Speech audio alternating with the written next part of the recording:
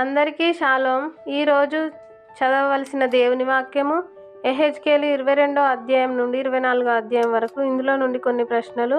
మొదటి ప్రశ్న, ఉగ్రత దినమందు ఏమీ రాదు. రెండవ ప్రశ్న, ఆయనకు సంభవించినవి ఏవి వారు తృణీకరించుచున్నావు. మూడవ ప్రశ్న, విగ్రహములను పూజించిన దేనిని మీరు భరించుదురు.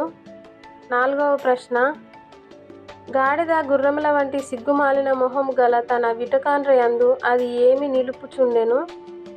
ఐదవ ప్రశ్న, మరియు ఐగుప్తులో అది ఏమి నేర్చుకొని ఉండెను. ఆరవ ప్రశ్న, తప్పించుకొని వచ్చిన వానితో అతడు ఎలా మాట్లాడును. ఏడవ ప్రశ్న, నిన్ను శుభ్రపరచుటకు ఆయన పూనుకొనినను నీవు ఏమైతివి. ఈ సమాధానాలు తెలిసిన వారు కామెంట్ బాక్స్లో తెలియజేయగలరు.